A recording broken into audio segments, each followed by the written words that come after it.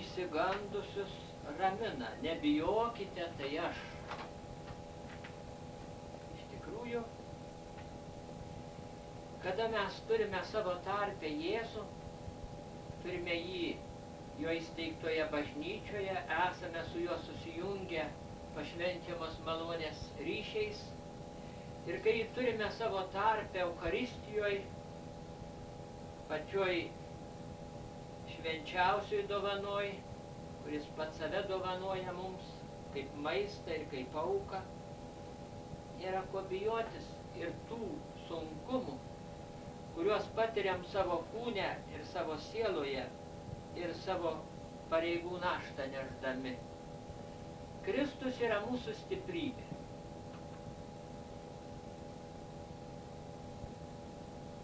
Jis ir mūsų paguoda, jis ir mūsų džiaugsmo versmė. Jis yra ta saulė, kuri mus gaidina, stiprina, brandina mumyse dorybės. Viena Indijos misionierė sakė, mus kaitina dvi saulės. Tai Indijos karštoji saulė ir Eucharistijos saulė. Ir šitos Eucharistijos saulės atokaitoj, kai tik ir subręsta gražiausios asmenybės. Kai Kristus mus maitina, susijungdamas su mumis, apšviesdamas mūsų protus, mūsų valią, teikdamas ramybę, paguodą ir džiaugsmą mūsų širdžiai, mums nėra pagrindo baimintis ir nusiminti dėl praeities, dabartinės situacijos ar dėl ateities. Su šventu Pauliumi priėmę šventą komuniją mes galime sakyti, visą galiu tame, kuris mane stiprina. Kad ir kokios mūsų negalės būtų, išganytojas, kaip dieviškas gydytojas, atėjęs į mūsų sielas, gali gydyti tas ligas. Mums reikia atsiduoti jam ir neduoti laiko tuštiems baiminimams arba tiesiog skundams ir aimanoms. Viešpatie, man per sunku nuimti tą naštą. Aišku, gali ateiti tokių alyvų darželio valandų, kuriuose prašysime, viešpatie, galima, tegul ši taurė praeina pro mane negerta. Bet būtų liūdna, jeigu tik to prašytume ir nesibaigtų mūsų ta aimana viešpaties akivaizdoje atsidavimu Tėvo valiai. Tačiau tiesie ne mano, bet tavo valia. Jėzus mums paliko pavyzdį, kaip reikia pergyventi tokias sunkias valandas. Kad juose nereikia įsisteibelėti į tą sunkumą, į tą kryžių ir baimintis, ar jį galėsim pakelti. Bet turime įsižiūrėti viešpaties šviečiantį veidą, prisikėlusio Kristaus. Jo širdį, kuri atvira mums, kuri nebeinga mūsų vargui, sunkumui ir problemai ir pajėgi padėti, nes mus neapsakomai myli. Mūsų gyvenime nėra nė vieno skausmo per daug, nė vieno skausmo beprasmiško. Taip Jėzus kalbėjo Juzefai Menendez, taip kalba kiekvienam iš mūsų. Viskas Dievo amžinajame plane įprasminta. Net mūsų nupuolimai, net mūsų silpnumas, nes jis gali ugdyti mumyse nusižeminimą, atgailos nusiteikimą ir blaivesnį vertinimą tų, kurie taip pat šalia mūsų yra silpni. Ir į viešpaties veidą žiūrėdami, į jo pergalę apmastydami, pergalę prieš mirtį, prieš šėtoną, prieš nuodėmę, apmastydami mes galime įgyti drąsos ir ramybės. Tas, kuris nugalėjo nuodėmę ir mirtį ir sugedusi pasaulį, jis yra mūsų pusėje, kai mes kovojame su nuodėme, kai mes susiduriam su sugedusiu pasauliu. Mums daugiau reikia įsimastyti viešpaties galybę, negu į šėtono siautėjimą pasaulyje ir jo beldimas į mūsų sielą. Aš esu, nebijokite. Kai šventoji Kotryna Sienietė patyrė didelį išbandymą, didelės audras prieš skaistybę, ir paskui, kai viskas nurimo ir išganytojas jai pasirodė, klausė: viešpatie, kur buvai, kai man buvo taip sunku, aš šaukiausi tavęs. Aš buvau tavo širdį, kaip ten galėjai būti, kokie ten bjaurūs vaizdai, bjaurūs jausmai reiškėsi. Bet ar tu pritarei visam tam? Ne. Tai tik dėl to, kad aš buvau tavo širdį ir stiprinau tave, todėl tu visu tuo bjaurėjaisi. Taigi viešpats nepasitraukia iš mūsų net ir tokiose gundymo valandose. Nepasitraukia nuo mūsų tada, kai mums reikia spręsti kokias nors problemas savo ar kitų atveju, vykdyti savo pareigas, kurios dažniausiai surištos su žmonėmis, ar jų tobulinimu, jų taisymu, ar tarnavimu jiems vienokia ar kitokia forma. Viešpats visada su mumis. Visada jo širdis atvira mums, visada jo šypsnis mums pasiekiamas, visada jo ranka mus laimina, visada jo širdis, jo malda užtaria mus pas dangaus tėvą, visada jis rodo dangaus tėvui savo garbingas žaizdas, kaip ta kaina, kurią nupirko mūsų sielas ir atsiteisė Dievo šventumui. Ir todėl visada mums yra galimybė su tuo viešpačiu Jėzumi susijungus įveikti baimę, nedrąsą, nerimą dėl praeities, dėl dabarties ar ateities. Todėl mūsų paguoda yra su mumis gyvenantis, gyvas, prisikėlęs, galingas Kristus. Ir dažniau apie tai turime mąstyti, dažniau Jėzaus pergalę spindinti veidą žvelgti ir visada gyventi tą prisikėlimo dvasia, kuri persunkta ramybę, giedrumu, Jėzaus širdies švelnumu. Visa Evangelija, kalbanti apie Jėzaus prisikėlimą ir jo gyvenimą iki įžengimo į dangų, pilna tokių nuostabių viešpaties gerumo, švelnumo, atlaidumo ženklų. Koks Jėzus gailestingas nupuolusiam Petrui, įsigynusiam kadaise savo mokytojo. Koks jis atlaidus apaštalams pabėgusiems nuo jo. Koks jis jautrus Emauso mokiniams ir kaip jis stengiasi juos nuraminti, apšviesti, padrąsinti ir paguosti.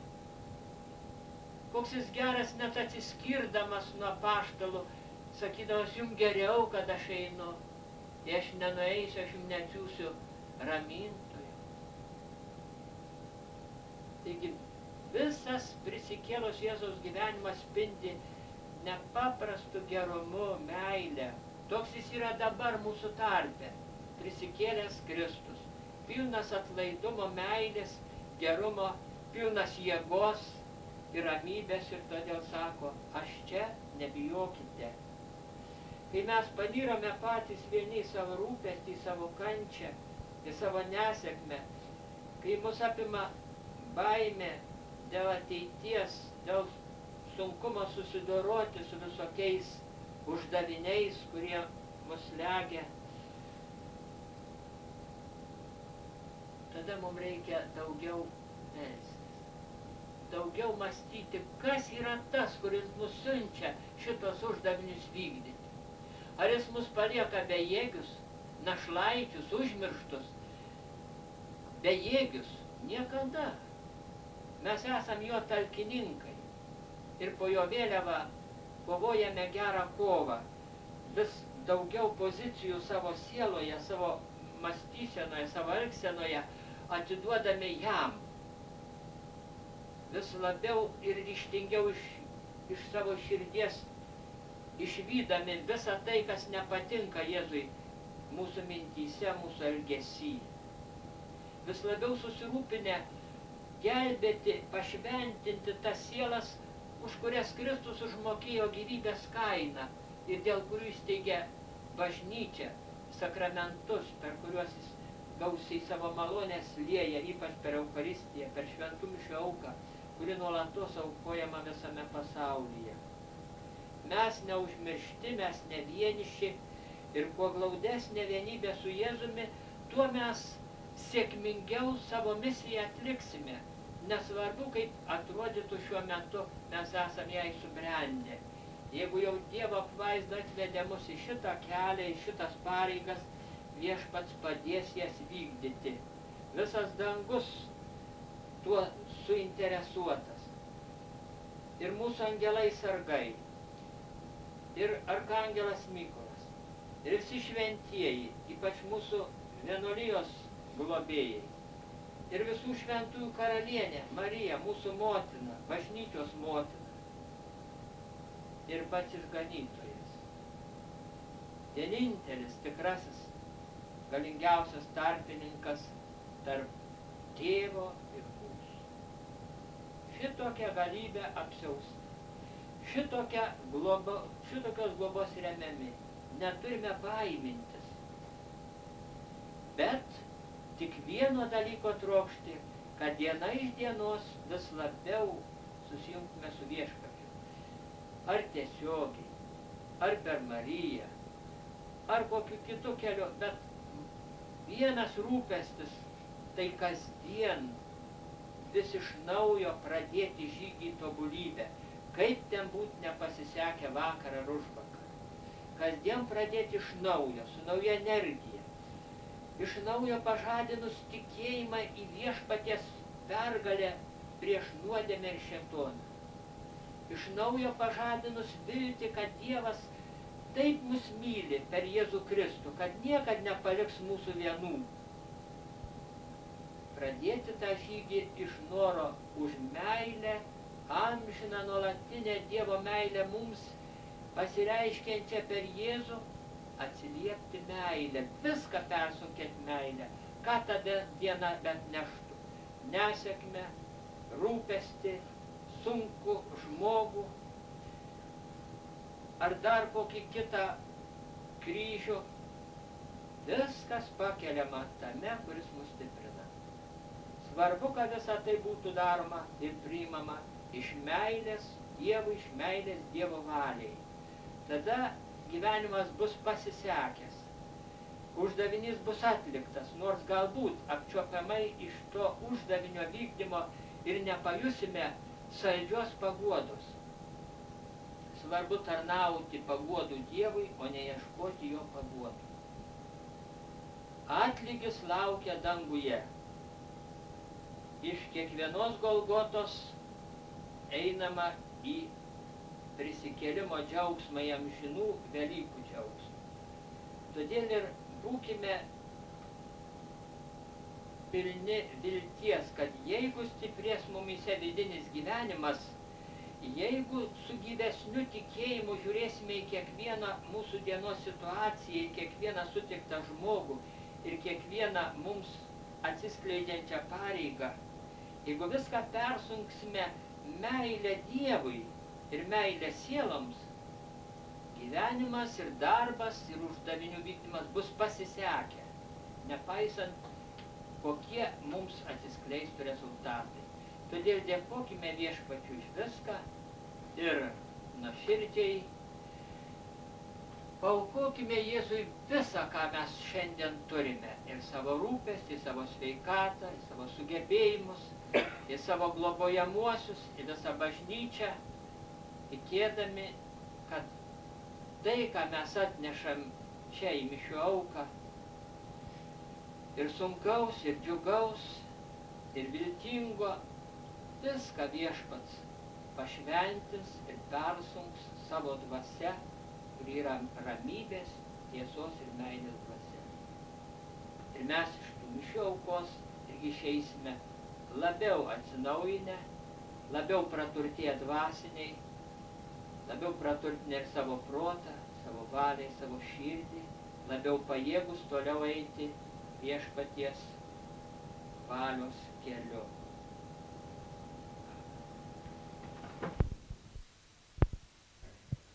Didžiai gerbiamo tėvo Algio Velykinis sveikinimas. Su džiaugsmingu Kristaus prisikėlimu sveikinu Jūs ir visą Jūsų vadovaujamą vienuolyje. Ir linkiu seselėms drąsos, grūmentis su blogiu, pasauliu ir su pačiu savimi. Kristus pasakė, nebijokite. Vadinasi, nereikia bijoti dabartinių pavojų ir ateities neaiškumo. Nereikia jaudintis dėl to, kas dvasinėje srityje dar nepadaryta. Juk Jis pasakė, ir štai aš su jumis iki pasaulio pabaigos. Su jumis, su mumis, su kiekvienu iš mūsų kartu, žingsnis į žingsnį, minutė į minutę. Jis yra tas nepaliekantis, neapleidžiantis, nenusigręžiantis. Jo akis visada į mus. Tik mes, dėja dažnokai ne į jį, o į bereikalingus, mums baiminančius ir neraminančius dalykus žiūrime. Jo meilė deganti širdis, tuomet privertusi pasirodyti Marijai Magdalenai ir moterims, neužgeso iki dabar. Jis trokšta mums pasirodyti apsisiautęs gamtos grožiu, vaiko šypsniu, senelio padėka. Jiem labiau reikia mūsų, nei mums jo, o ypač jis nori apsireikšti maldos metu jam pasiaukojusiai sielai. Jis trokšta to paties intimumo, kokį turėjo su šventomis sielomis. Gal jau baigime su lietuvišku kuklumu ir visą širdį, visą sielą atverkime viešpačiui. Te eina jis ir te viešpatauja. Te laimina prisikėlęs Kristus jūs ir visą vienuolyją, te patraukia prie dar karštesnės švenčiausios Jėzaus širdies meilės. Sudie, jūsų tėvas. Kvailas iki aukščiausio laipsnio kvailas. Tai va dabar man teko čia važiuoti, tai pasakoju, čia, kur čia Kaune, net iš proto išėjo, truputį paskui vėl atsistatė moteris. Irgi paėmė, ir taip sako, buvo sukvailinta, taip sako, kad paskiau pamatė jų tą tikrąjį veidą. Ir galų gale, sako, man net, kai aš tą moterį ištraukiu iš jų, tai pagrasė, sako, aš su ją atsiskaitysim. Mano pažįstami dirba, yra pareigūnai saugumo, mes sutvarkysim jos. Tai vat iš kur kyla. Sėja visokius nesąmonės. O kodėl patraukia? Todėl, kad sudariau gražią kompaniją, gražiai pakalba, užuojautos dovanėlių, už visokių kalbų, kaip mes teko, kaip mane draugė dirbti, tai su Varytė kartais nueidavom, ypatingai netoli kaimynystėj. Tai va, gražiai kalba, vat laiškus skaito, visokius reikalus, kareivėliai sugrįžo, kaip jums sekėsi, mes meldėmės už jūs visą. Vat tokią sudaro šeimyninę nuotaiką, draugystę. O mes šito neturim. Mes labiau oficialiai kaukšt, maldaknygę parankint ir baigta. Ir viskas, tikėjimas pražuvo. Man labai buvo pyktė dar prieš seminariją, kai dirbau Vilniui. Viena Lenkija davaktėlė, sena pikta.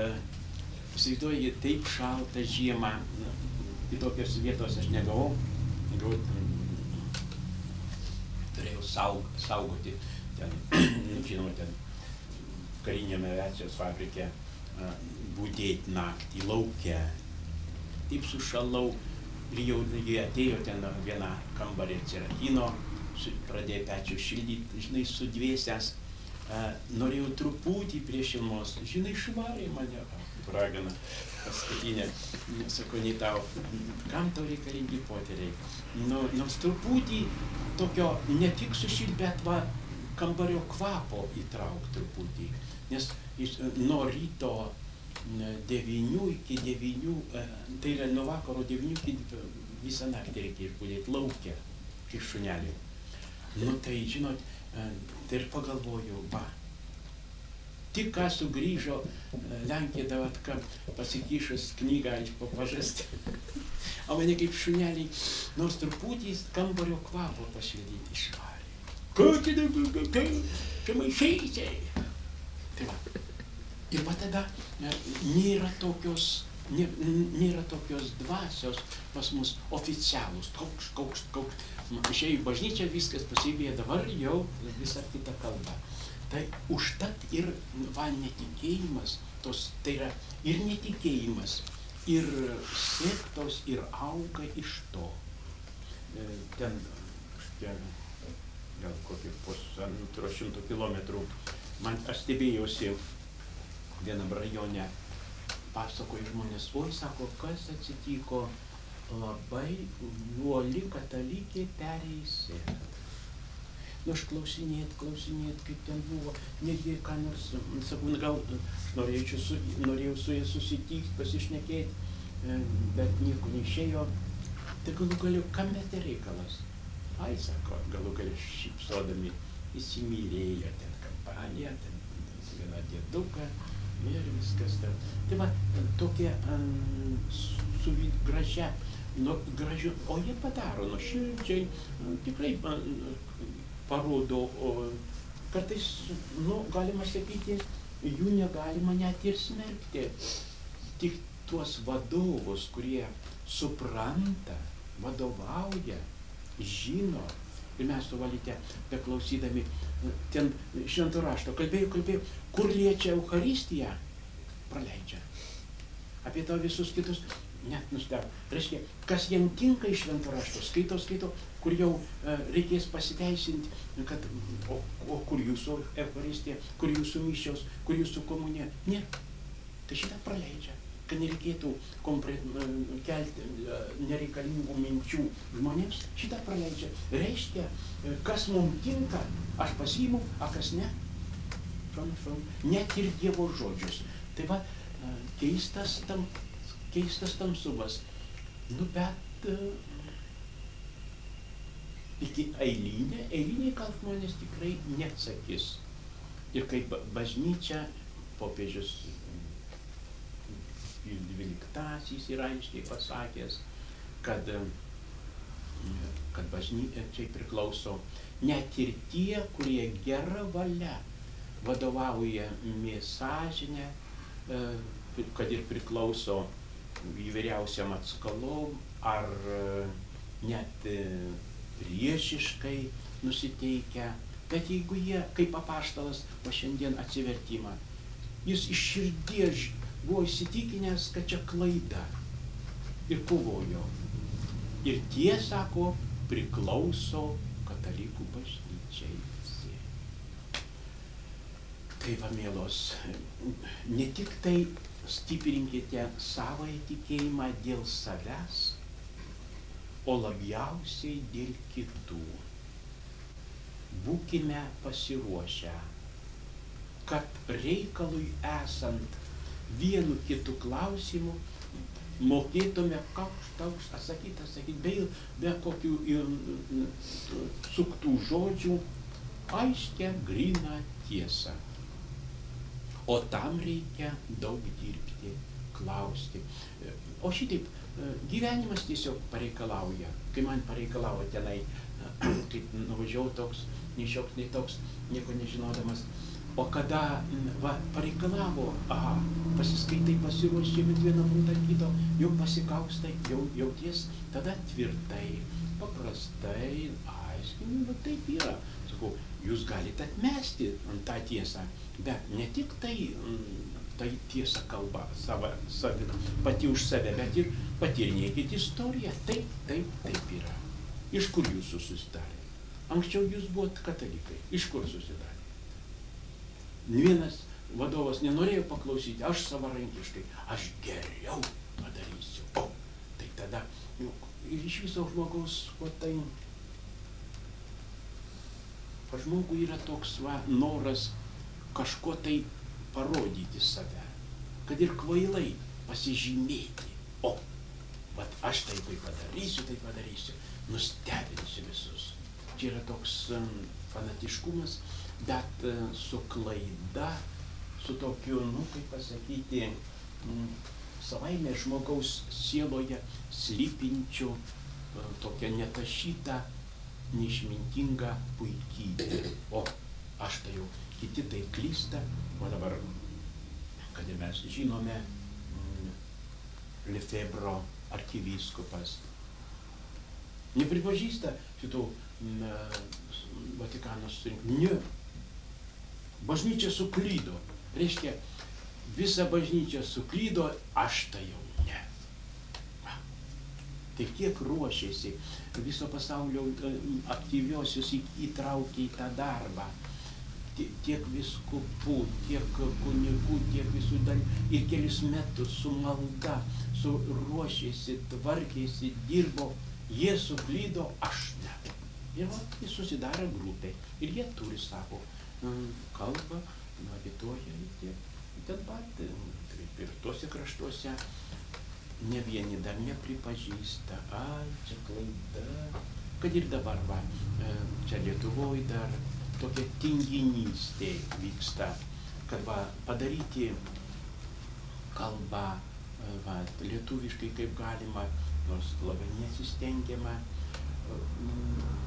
Kodėl? Todėl, kad patogiau, į viskas, įprasta mums, tau, ir viskas. Dabar paim tą giedojimą, kad ir egzekvijų, Dieve, kaip man jau ten su didžiausia padėka džiaugiasi žmonės, vyrai, sako, mes per egzekvijas išeidavom ir rūkydavom. Ką tai vyksi, kunigėlis, su vargoniku viens kitą, kaip mano šeimininkė Onutė sakė, grįžus iš Rusijos, sako, žiūriu, sako, kad jie barase būtų, bet net piktai.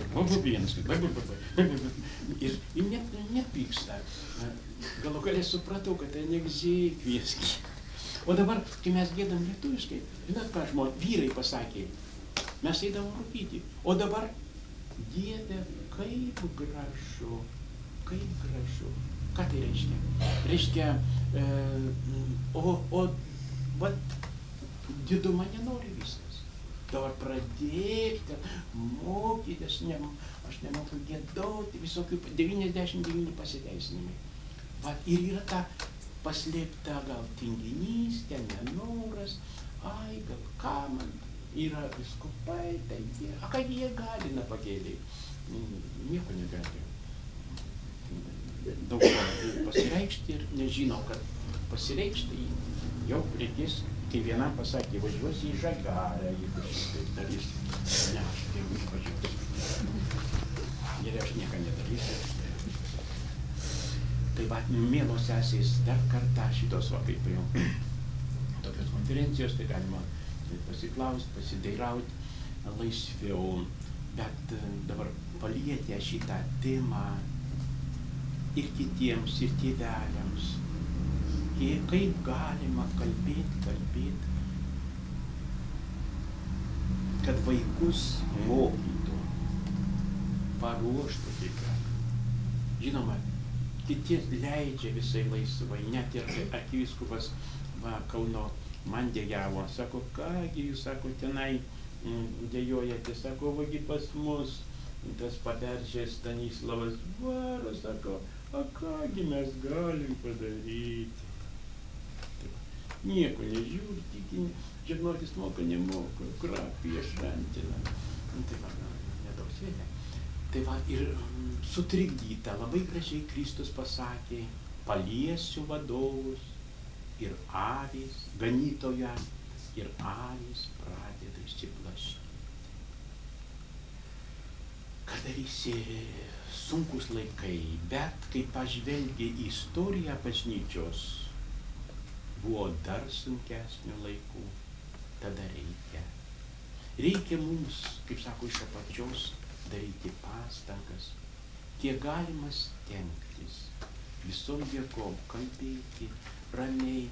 Matai, kad kai iš viršaus įsako, tada gera kalbėti ir reikalauti. O kai iš apačios, tai, ką tu čia dabar atsirado Mandročius, arba Mandročia išmintingesnis už vyskupus. Nu, tiek ir vaikai pasigadina. Tai va, bet darykim iš savo pastangų. Pirmiausia, pačios stenkitės būti turtingos, ir padėkime kitiems, nes iš pažinimo auga jėga, stiprybė. Kai jūs jau girdėjote turbūt, kai vienas berniukas, ne visiškai jaunas dar, klausydamas, jau prieėjęs prie sakramentų, išpažinties, šventos komunijos, orientaciją turėdamas apie šiokią elementarę apie tikėjimą, ir kai jis paklausė atėjusio paskaitėlių, šypsosi, mesgi ne darželiokai, ką žina.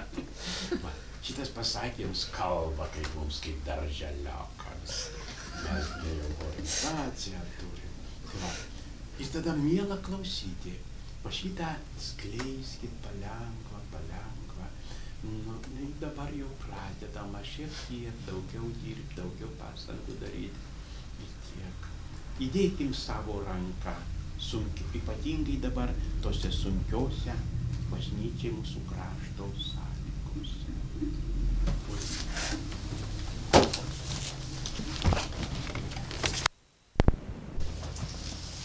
Pareigas prisiimta su priesaika 3 etatus, kuriuos dirbate, kad būtų vykdyti, kad alga nesumažėtų. Paklusnumas.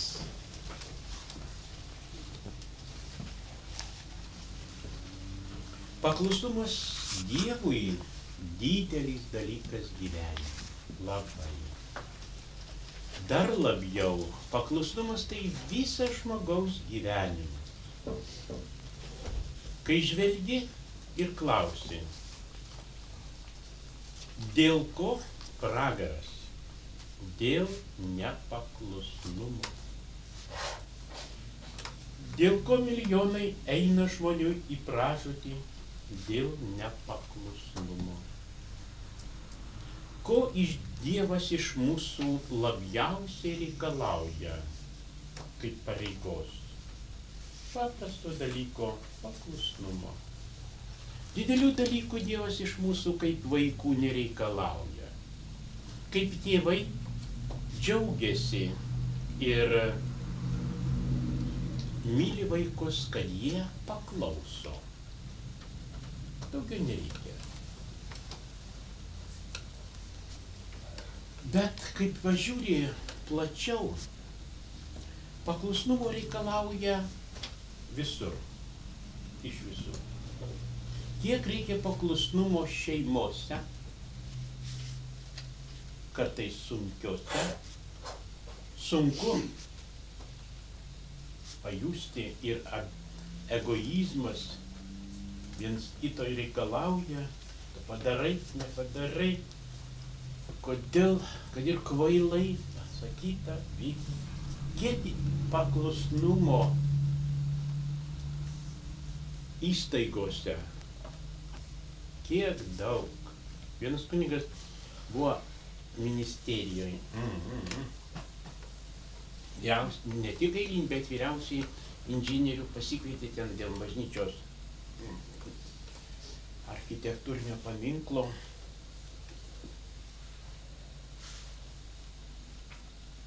Pakvietė jis to jau susitvarkė, atsistojo netol durų, prašau, atsiprašau, klausau, ir išėjo. Ai, sako, kokia šuniška dresūra, taip. Tiek paklusnumo kariuomenė, kad tai kvailų visokių išmislų. Ai. Dievas kartais pareikalauja skaudžių išbandymų. Prisiminkime Abraomą, išrinktosios tautos tėvo gyvenimo. Kaip jisai pakluso totališkai Dievui. Kada jam sakė, išeisi iš savo krašto, iš savo namų ir eisi į žemę, kur aš tau parodysiu. Reikia viską palikti aplink, keliauti. Ir kaip šventas raštas sako, jis ėjo ir pats nežinojo, kur einas. Nurodė, eik ir viskas. O paskiau paskutinis paklusnumas labai skaudus, toks didesnis. Paaukosi savo sūnų, vienintelį sūnų senatvėj sulaukė. Nuvesk į Morijos kalno 3 dienų kelionę ir paaukok man kaip deginamą auką. Šventas raštas labai šypščiai žodžiais švaistosi. Ten trumpai parašyta. Tik 3 dieną Abraomas pakėlė akis. Reiškia, visas 3 dienas ėjo kaip žemę pardavęs. Labai paprastai parašyta. Tik 3 dieną pakėlė akis. Kai jau priėjo prie Morijos kalno, čia reikės atiduoti sūnų. Senatvė, kas? Bet Dievas liepė. Ir tada palaimino jį to paklusnumu. Tai yra už tą paklusnumą. Mozė daug dalykų klausė. Bet kada jam kilo abejonės, ta užsispyrusi kietasprandė tauta, kai triukšmavo, barėsi ir kam išvedė iš Egipto, vandens nebėra, jis jau suabejojo. Ar turės dar Dievas kantrybės? Ir kai jam liepė Dievas, nueik, sukviesk visą tautą, nueik į tą uolą aukštą, sudok lazdą ir turės vandenį. Pabejojo, pasikvietė tik vyresniuosių. Bijojo, gal nieko neišeis. Ir už tą nepaklusnų neįvykdymą, ką Dievas pasakė jam? Už tai, kad tu nepasitikėjai mano gailestingumu, tu neįeisi į pažadėtą žemę. Ir, kaip žinote, Mozė, kai priėjo prie pažadėtos žemės, užlipti į Nebo kalną, pažiūrėk į žemę, kurią aš duosiu savo tautai, o tu ją neįeisi, mirsi čia. Taip, myli. Suabejoti Dievo gailestingumu nereikia. Nes neturime teisės. Dievas antie gailestingas, kantrus, kad abejoti nėra pagrindo. Marijos paklusnumas, Juozapo, šventos šeimos. Naktį eik į Egipto žemę, bėk, pasimk, ką turi, viską namus palik, viską keliauk. Paskiau grįžk iš Egipto žemės. Jėzaus paklusnumas, kaip šventas raštas, labai taip jau šykščiais žodžiais, jis buvo klusnus iki mirties, iki kryžiaus mirties. Taigi, daug ko mes čia nepadarom, kokių darbų, ir Dievas iš tų darbų mūsų nereikalauja didelių, nuostabių, kokių nepaprastų. Vieną reikalauja paklusnumo. O jeigu to nėra, nėra gerai. Paklusnumas, mielos, mūsųgi priesaika. Su priesaika priėmė tai. A kaip jį vykdyti? Kartais ne tik valytė gali pasakyti, bet ir jūs ne viena, Dievas aukštai, vyresnės toli. Nu ir tvarkyti savo, kaip nori. Bet, taigi, konstitucija, regulos, tvarka yra. Irgi čia pat viskas duota. Nesvarbu, ne vien tik tai vyresniesiems, bet kongregacijos tvarkai, ypatingai kongregacijos dvasiai paklusti yra labai didelis dalykas. Mielos sesės, įsiklausykim, ko nori iš mūsų kongregacija ir vykdykim. Patinka, nepatinka, sunku kartais, aš atrodo geriau padaryčiau, bet jeigu aiškiai, nebejotinai pasakyta, įvykdykim, balą nematė. Kam padės, o jums tikrai padės, jeigu įvykdysite. A jeigu neįvykdysite, gal ir nebus gerai.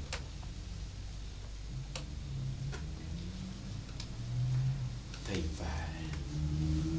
Prieš mirtį vienas vienuolis dejavo, nei vieno paklusnumo akto nepadariau. Kiti jį guodė, sako, nu kaipgi toks buvai geras, paklusnus. Nu matai, paklusnus. Vienas vyresnis buvo labai išmintingas. Klausiau, kadangi jis kitaip jau kvaila būtų daryti.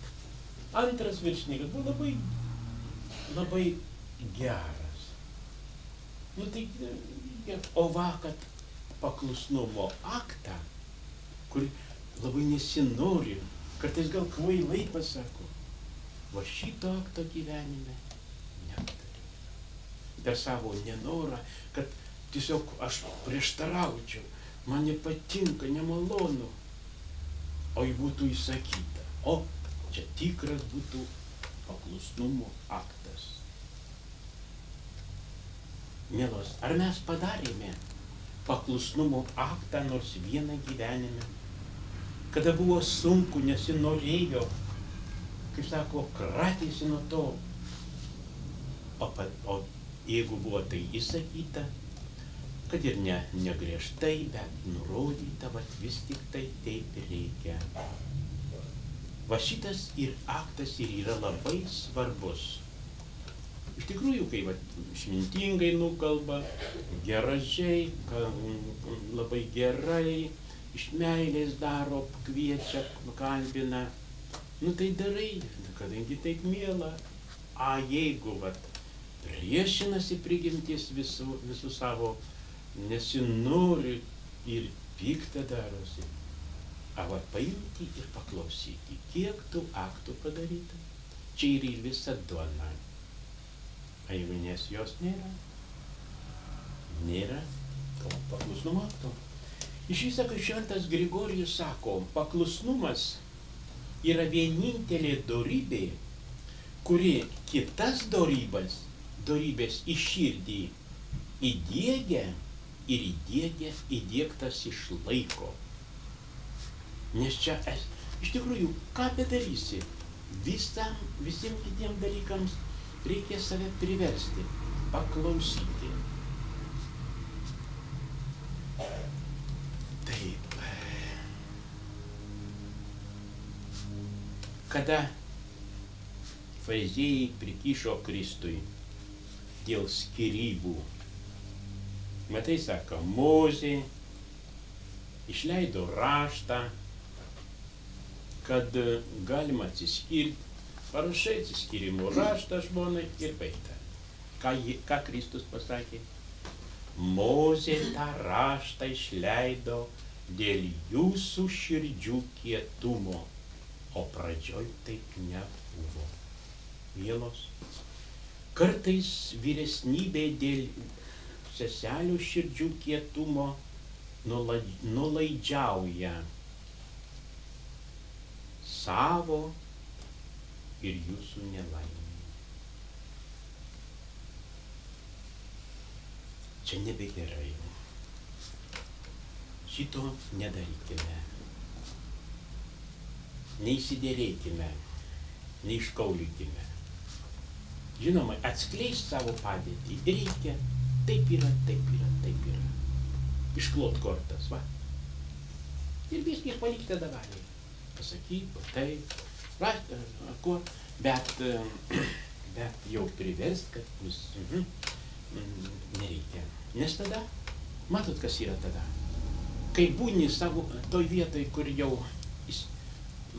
įsibraunama, iškaulinama, išverkšlenama, arba su vis tiek, nieko nebus. Tada jau kas? Nebe Dievo valia vykdoma, o savo. Ir iš Dievo nieko nebegausi. Algos nėra, nes padarei pagal savo norą. Čia nebegerai. Pagal savo norą atliktas dalykas jau gerai pragyvensi, tai prisiminkime irgi išrinktosios tautos klystkelius, kada jiems bėda prisėjo ir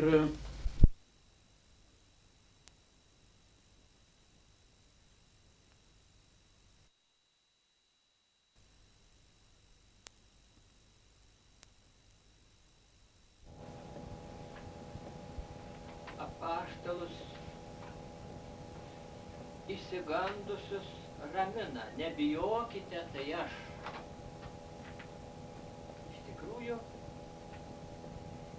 kada mes turime savo tarpe Jėzų, turime jį jo įsteigtoje bažnyčioje, esame su juo susijungę pašvenčiamos malonės ryšiais, ir kai turime savo tarpe Eucharistijoje, pačioj švenčiausioj dovanoj, kuris pats save dovanoja mums kaip maistą ir kaip auką,